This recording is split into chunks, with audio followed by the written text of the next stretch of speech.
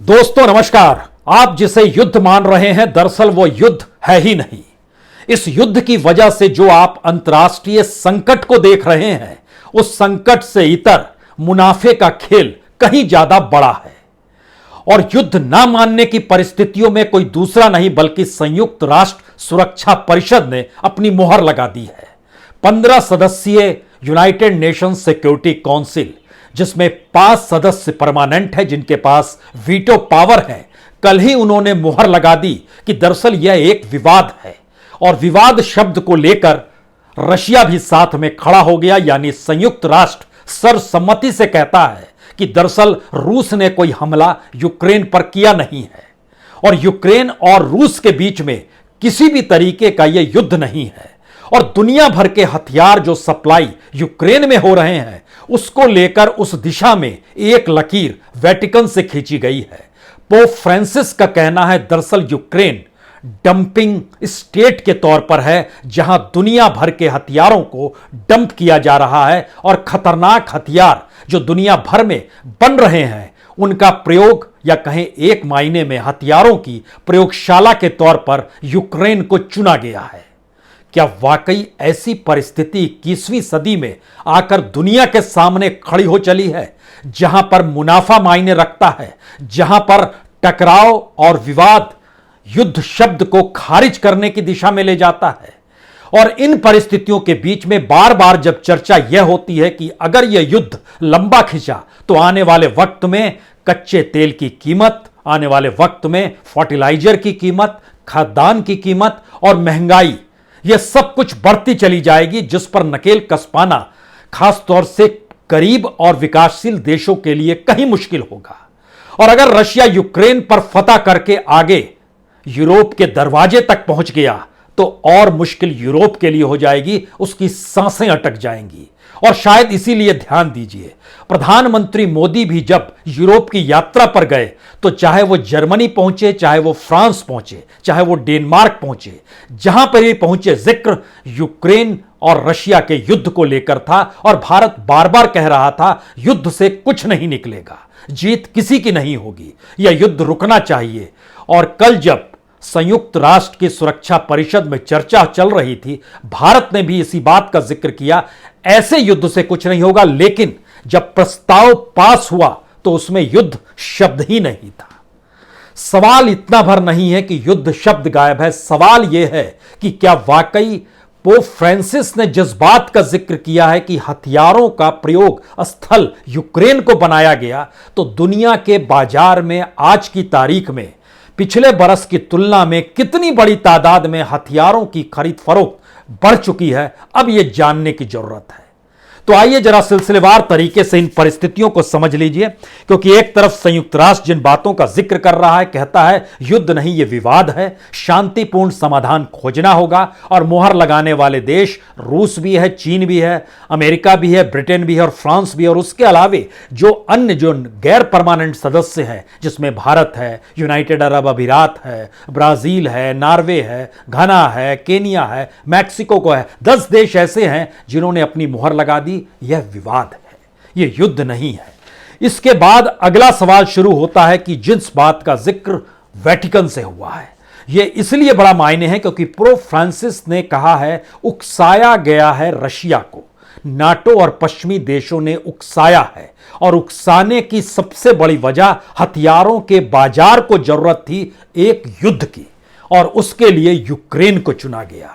यानी आप शहर दर शहर बर्बाद होती परिस्थितियों को टेलीविजन स्क्रीन पर जब देख रहे होंगे और अब भी देख रहे हैं, जिस तरीके से इस दौर में बड़ी तादाद में लोगों का पलायन नजर आया, जो निकल रहे थे वहां से पड़ोसी देशों में पनाह लेने के लिए, जो भारतीय बच्चे भी वहां से लौटे। दरअसल इन सारी परिस्थितियों के बीच अगर मुनाफा वह भी हथियारों का खेल, तो आप क्या कहेंगे? यह समझना इसलिए जरूरी है क्योंकि पोप फ्रांसिस ने जिन मुद्दों को उठाया है उसमें बहुत स्ट्रेटजिकली उन्होंने साफ साफ कहा डेंजरस एंड डेडली वेपन्स के यूज इस जमीन पर हो रहे हैं कि इनका रिजल्ट क्या होता है। और इससे पहले लगातार तो युद्ध हो ही रहे हैं। सीरिया में हुआ, यमन में हुआ, इराक में हुआ, अफ्रीका में हुआ, इन तमाम जगहों पर तो युद्ध हो रहे हैं। तो फिर ऐसे में नाटो और पश्चिमी देशों ने जानबूझकर रशिया को उकसाया है, क्योंकि उसकी सीमा पर न्यूक्लियर वेपन्स की तैनाती, और उसमें पोलैंड भी साथ खड़ा था, जो कि एक बार लगातार कहते चला जा रहा था कि हां यहां पर न्यूक्लियर वेपन्स की तैनाती हो सकती है। इसका असर क्या हुआ है, कैसे हुआ है? अमेरिका कह रहा है कि दरअसल यह वेटिकन की भी अपनी डिप्लोमेसी है, लेकिन दूसरी तरफ वेटिकन ने जो मैसेज दिया है वो मैसेज इसलिए बड़ा है क्योंकि अपने तौर पर वह कोई अधिकारी नहीं है, अपने तौर पर वो कोई पॉलिटिकल जुबान नहीं रखते हैं। और जब इंटरव्यू में उन्होंने जिस बात का जिक्र किया, रूस ने ऑर्थोडॉक्स चर्च के जो प्रमुख जो रूस में है पैट्रियार्क किरिल, इसका उन्होंने जिक्र किया। ये इसलिए बड़ा महत्वपूर्ण है कि उनका यह कहना था कि उन्हें नहीं मालूम कि पुतिन को उकसाया गया, लेकिन यह माना कि नेटो ने रूस की सीमाओं पर सैन्य बल को तैनात करने को उकसाना माना जा सकता है क्या? यह सवाल वेटिकन ने किया। लेकिन ध्यान दीजिए, रूस के ऑर्थोडॉक्स चर्च के प्रमुख धर्मगुरु जो पैट्रियार्क किरिल है, जिनसे जून में बैठक होने वाली थी वेटिकन सिटी पोप की, वो कैंसिल हो गई है। उनका कहना है मैसेज गलत जाएगा, लेकिन वह पुतिन से बातचीत करने को तैयार है। किस तरीके से चीजें फैल रही हैं और किस तरीके से इसके दायरे में आ रही है, इसको एक हिसाब से यह समझिए कि रूस के चर्च के प्रमुख पैट्रियार्क किरिल कहते हैं कि सेंट पीटर्सबर्ग से कुछ ही मिनटों की दूरी पर नेटो मिसाइलें तैनात कर रहा है, और यूक्रेन ने नाटो को इजाजत दी तो मॉस्को भी इससे ज्यादा दूरी नहीं होगा। ऐसे में रूस यह होने नहीं देगा। यानी एक धर्मगुरु जब इस बात का जिक्र कर रहा है तो पोप कहते हैं हम कोई सरकारी अधिकारी नहीं, हमें राजनीतिक जुबान से बात नहीं करनी चाहिए, हमें प्रभु जीसस की भाषा में बात करनी चाहिए, हमें शांति के रास्ते देखने चाहिए, हमें युद्ध बंद कराना चाहिए, धर्म गुरु को पुतिन के सहयोगी की भूमिका नहीं निभानी चाहिए। तो क्या धर्म को लेकर भी रूस और यूक्रेन की इन परिस्थितियों ने चीजों को ठीक उसी तरीके से बांट दिया है जिस तरीके से संयुक्त राष्ट्र के भीतर जब एक के बाद एक निंदा प्रस्ताव आ रहे थे, उस वक्त तमाम देश जो रशिया के खिलाफ खड़े थे वह भी इन परिस्थितियों में आकर कैसे खड़े हो गए कि दरअसल यह युद्ध नहीं विवाद है, और इस पर मोहर संयुक्त राष्ट्र की सुरक्षा परिषद ने लगा दी। लेकिन जिस महत्वपूर्ण दिशा का जिक्र अपने तौर पर वेटिकन कर गया और पोप कर गए, वो समझना होगा कि उनकी डिप्लोमेसी का मसला नहीं है, बल्कि इस दौर में हथियारों का जखीरा जो है दुनिया भर में कितनी बड़ी तेजी से फैलता चला जा रहा है। ग्लोबल आर्म ट्रेड जो है, जो सिप्री की रिपोर्ट बताती है, जो Stockholm International Peace Research Institute है, उसकी रिपोर्ट बहुत साफ बताती है कि एक्सपोर्ट पूरी दुनिया में हथियारों का बढ़ गया है। यूरोप में 19%, पूर्वी एशिया में 20%, ओशियाना कंट्रीज में 54%। ओशियाना में 54% इसलिए क्योंकि इसमें ऑस्ट्रेलिया भी आता है, जिसने बड़ी तेजी से हथियारों की खरीद फरोख्त इस दौर में शुरू की है। मिडिल ईस्ट में लगातार चीजें और तेजी से बढ़ती चली जा रही है। ब्रिटेन भी इंपोर्ट करने लगा है, नॉर्वे और नीदरलैंड भी इंपोर्ट हथियारों को करने लगे हैं। लेकिन इन सब के बीच दुनिया में अमेरिकी हथियारों की मांग बहुत बढ़ गई है, और अभी तक जितनी बड़ी तादाद में ग्लोबल हथियारों की ट्रेंड में अमेरिका हथियार बेचता था, उसमें बड़ा मुनाफा और बड़ी तेजी आ गई है। वो लगभग 7% तक ओवरऑल बढ़ गया है। अलग अलग हिस्सों में ज्यादा बढ़ा है, लेकिन 7% ओवरऑल बढ़ गया है। और इसकी सबसे बड़ी वजह यूक्रेन और रूस के बीच तनाव, यानी इसको जोड़ा गया है यूरोप और रूस के बीच के तनाव ने हथियारों की होड़ शुरू कर दी है। तो क्या पोप फ्रांसिस यानी वेटिकन सिटी सही कह रही है कि दरअसल यूक्रेन को चुना गया है हथियारों को डंप करने के लिए, और यूरोप अपने देशों में हथियार के उत्पादन को बढ़ा रहा है, लेकिन वह बाहर से भी हथियार मंगा रहा है? यानी भारत और ओशियाना कंट्रीज के बीच जब आइएगा तो भारत, ऑस्ट्रेलिया, चीन, दक्षिण कोरिया, पाकिस्तान, जापान, यहां पे लगातार इंपोर्ट हथियारों का बढ़ गया है। हथियार इनको चाहिए। ऑस्ट्रेलिया मैक्सिमम है 62%, क्योंकि उसे यूएस कम्बाट और एंटी सबमरीन एयरक्राफ्ट भी चाहिए। F-35 फाइटर जेट और एयर डिफेंस सिस्टम भी साउथ कोरिया का वह भी चाहिए। इन सब के बीच जापान का इंपोर्ट भी लगभग 71% बढ़ा है। चीन के साथ एशिया और ओशियान कंट्रीज का जो तनाव है वह भी बढ़ा रहा है परिस्थितियों को। तो क्या ये पूरा मुनाफे का खेल चल रहा है, और मुनाफा कितना हो रहा है?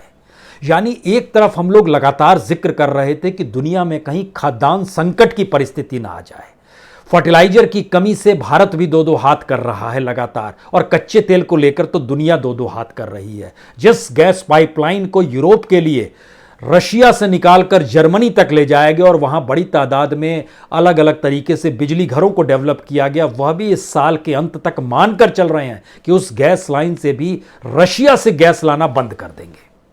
मुनाफा हो किसे रहा है और युद्ध क्यों नहीं माना जा रहा है? असल सवाल इसी में छुपा हुआ है, और यह बहुत साफ तौर पर बताता है कि ग्लोबली 32% से 39% तक अमेरिका का जो हथियारों का बेचना था वह इतना ज्यादा बढ़ गया है। फ्रांस 11% उसमें इजाफा हो गया है। चीन का हथियार सेल इस दौर में 31% घटा है, जर्मनी का भी 19% घटा है, लेकिन इजराइल का 19% बढ़ गया है। इजिप्ट जो है वो 73% तक मैक्सिमम इस एक्सपोर्ट करने लगा है। अब सवाल यह है कि ये सारी चीजें क्या इसी 1-2 महीने में हुई है? जी, फरवरी के महीने से इन देशों में एक्सपोर्ट इंपोर्ट की परिस्थितियां बढ़ने लगी। फरवरी के महीने से यूक्रेन में हथियारों को डंप किया जाने लगा, और सिप्री की रिपोर्ट बहुत साफ तौर पर इस बात को इंगित करती है कि दुनिया के बाजार को, हथियारों के बाजार को जिस युद्ध की जरूरत थी वो युद्ध हो रहा है, और यूनाइटेड नेशन उसे युद्ध नहीं कह रहा है, उसे विवाद कर रहा है। तो विवाद के जरिए इतना बड़ा मुनाफा, यह मुनाफा है कितना बड़ा?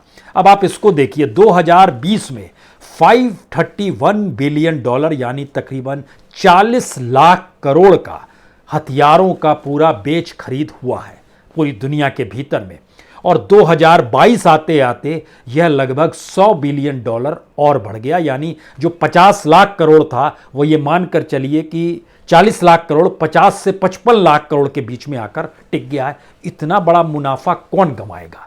और इसके पीछे जो नई फिलॉसफी निकल कर आ रही है कि दुनिया जिस कोविड के बाद आर्थिक मंदी से जूझने की परिस्थितियों में थी, उसमें कोई बचा सकता है तो यही बाजार बचा सकता है। और सबसे कमाल की चीज तो यह है कि संयुक्त राष्ट्र की 5 वीटो मेंबर्स जो हैं, अमेरिका, ब्रिटेन, रशिया, चाइना और फ्रांस, यही वो 5 देश हैं जो दुनिया भर में 80% हथियारों की एक्सपोर्ट इंपोर्ट से जुड़े हुए हैं, और ये कह रहे हैं वो युद्ध नहीं है। और ये अपने यहां अपने देशों में जो इनकी कंपनियां हैं, अमेरिका की जो 5 टॉप मोस्ट कंपनी है, जो कि दुनिया की टॉप 5 मोस्ट कंपनियों में आती है, जिसकी शुमारी है, जिसका मैक्सिमम हथियारों का सेल है, उसमें लगभग 250% के मुनाफे का इजाफा हो गया है। कमाल की चीज है। तो ये युद्ध नहीं है, ये विवाद है, और इस विवाद के जरिए चीजें कैसे मुनाफे में तब्दील होती है, यह उसका एक छोटा सा हिस्सा है। उसके बाद आइए कि जिस तरीके से ऑस्ट्रेलिया में 62%, साउथ कोरिया में 71%, जापान में 152%, ताइवान में भी लगभग 87%, यह चीजें लगातार इजाफा हो रही है। और जो मिडिल ईस्ट की दिशा में, खास तौर से सऊदी अरब जो पहले कर रहा था, उसमें लगभग 27% का इजाफा हो गया है। और इसके अलावे जो अलग अलग छोटे छोटे देशों हैं, उनमें बड़ी तादाद में हथियारों की सप्लाई बढ़ती चली जा रही है।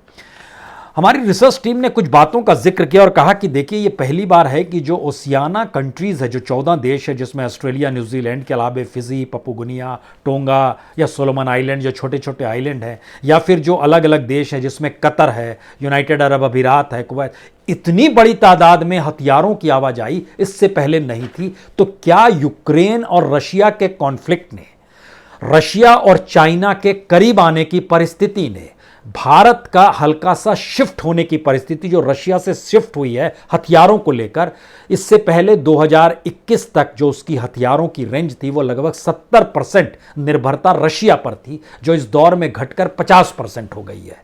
तो उसको भी लोग स्क्रूटनी कर रहे हैं, समझ रहे हैं दुनिया के विशेषज्ञ जो हथियारों से जुड़े हुए हैं, ये तत्काल में है या आने वाले वक्त में यह एक शिफ्ट होगा, क्योंकि चाइना की जरूरत रशिया को कहीं ज्यादा है।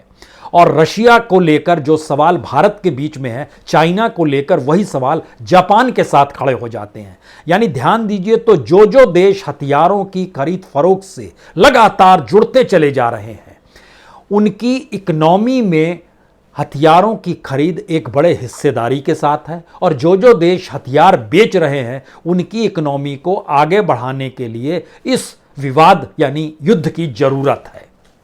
3 सवाल जो शायद सबसे बड़े हैं। पहला सवाल, हर देश अपने मुनाफे को इस युद्ध में देख रहा है, अपनी स्ट्रेटेजिक पोजीशन वह तय कर रहा है, इससे कोई इनकार नहीं कर सकता है। पहली बार उस स्ट्रेटेजिक पोजीशन को बनाने के लिए हर देश की अर्थव्यवस्था मायने रख रही है और उस अर्थव्यवस्था को संभालने के लिए जो प्राइवेट कंपनियां हैं जो हथियार बनाती है, यह बात भी सामने आई कि भारत के साथ फ्रांस की जिस कंपनी की डील थी जो उसने तोड़ दी उसी वक्त जब प्रधानमंत्री मोदी यात्रा पर गए हुए थे, उसकी बड़ी वजह यह है कि अंतर्राष्ट्रीय बाजार में वह उन्हीं चीज़ों को डेवलप करके अगर बेचेगा तो उसको ज़्यादा कमाई होगी। इस बात का भी विशेषज्ञ खुले तौर पर जिक्र कर रहे हैं। यानी सवाल ये नहीं है कि एनर्जी संकट या फर्टिलाइजर संकट या फूड संकट या फिर इन्फ्लेशन दुनिया में बढ़ेगा या फिर विश्व मंदी की दिशा में दुनिया बढ़ रही है, सवाल ये नहीं है। सवाल पहली बार यह है कि इनह्यूमन होता हुआ संयुक्त राष्ट्र भी दिखाई दे रहा है, क्योंकि उसको समझ में आ गया है कि युद्ध के बीच में वह जहां पर खड़ा हुआ है वह सेकेंड वर्ल्ड वार के बाद अगर युद्ध की परिस्थितियों पर वह मुहर लगा देता है तो यह यूनाइटेड नेशन के फेल होने का जिक्र दुनिया भर में किया जाएगा। और भारत अक्सर कहता रहा है कि संयुक्त राष्ट्र अपनी कार्य क्षमता के हिसाब से और अपने मिशन में बार बार फेल हुआ है और वो डेवलप स्टेट के साथ रहता है या वीटो पावर लिए हुए देशों के साथ ही खड़ा होता है, जो कल खुले तौर पर नजर भी आ गया। रशिया तभी मुहर लगाता जब आप उसे युद्ध ना कहें, और वो रशिया लगातार कह रहा है कि दरअसल ये एक मिलिट्री एक्सरसाइज है। यानी इतनी बड़ी तादाद में लोगों की मौत, ये सारी परिस्थितियां, तो पहला हिसाब, दुनिया का हर देश अपनी स्ट्रेटजिक पॉइंट को खोज रहा है और उसके मुनाफे के लिए अपनी स्ट्रेटजी को अपना रहा है। दूसरी बड़ी बात, उस स्ट्रेटजी में पहली बार हथियारों की होड़ और उससे जुड़ा हुआ मुनाफा देश दुनिया की इकोनॉमी को बैलेंस करने की स्थिति में आकर खड़ा हो गया है। और तीसरी परिस्थिति, जो अभी तक गरीब देशों को लेकर लगातार सवाल बड़े बड़े जो विकसित देश थे उनके मंच पर, चाहे वो G20 हो, चाहे G7 हो, चाहे किसी भी रूप में जो विकसित देशों की बैठकों में गरीब देशों को लेकर जो सवाल उठते थे, अब वो मायने युद्ध प्रभावित क्षेत्रों में जो प्रयोग किए जाते हैं, जिस दिशा में वेटिकन की तरफ से इंगित किया गया, वह बहुत साफ मैसेज है कि यह एक खतरे की घंटी है और वह पुतिन से खुद बात करने को तैयार है। इन 3 परिस्थितियों के बीच में 2-3 सवाल सबसे बड़े हैं। क्या अमेरिका को लाभ हो रहा है? क्या यूरोप के सामने बड़ा संकट मंडरा रहा है? क्या साउथ ईस्ट एशिया के देश जो हैं वह हथियारों के होड़ में शामिल होने के अलावे उनके पास कोई रास्ता नहीं बचेगा? ये तीनों परिस्थितियां अपनी जगह सटीक बैठती है, लेकिन आखिरी सवाल यहीं से निकलता है, क्या अगर वेटिकन जिस दिशा में उंगली उठा रहा है और संयुक्त राष्ट्र जिस भूमिका में आकर खड़ा हो गया है, क्या यह वाकई न्यू वर्ल्ड ऑर्डर बनाने की दिशा में बढ़ते हुए कदम पर पहली मुहर है? क्योंकि आप रशिया को नकार नहीं सकते हैं, आप हथियारों की होड़ और मुनाफे को नकार नहीं सकते हैं। आप दुनिया के सामने ऐसे संकट जो आ रहे हैं, जो इस युद्ध की वजह से दुनिया के सामने है, उन संकटों से आंख मूंद कर आप ऐसी परिस्थिति में चले जाएं जहां पर दुनिया बिल्कुल नई परिभाषा गढ़ने के लिए मजबूर हो जाए, क्योंकि इंस्टीट्यूशंस मायने रखते हैं, इंडिविजुअल्स मायने नहीं रखते हैं। और इंस्टीट्यूशन के तौर पर वेटिकन भी है, इंस्टीट्यूशन के तौर पर यूनाइटेड नेशन भी है, लेकिन इंस्टीट्यूशन के तौर पर कोई कंट्री नहीं खड़ी होती है। तो जिसे आप युद्ध मान रहे हैं वो युद्ध नहीं है, जिसे आप मुश्किल परिस्थिति देख रहे हैं वो मुनाफे की परिस्थिति है। और जो आंकड़ा नजर आता है आखिरी सिर्फ बीते 3-4 महीनों का, वो हथियारों की होड़ का लाभ लगभग 10 से 15 लाख करोड़ के मुनाफे का ये खेल है। ये युद्ध नहीं है, ये विवाद है। बहुत बहुत शुक्रिया, बहुत बहुत शुक्रिया।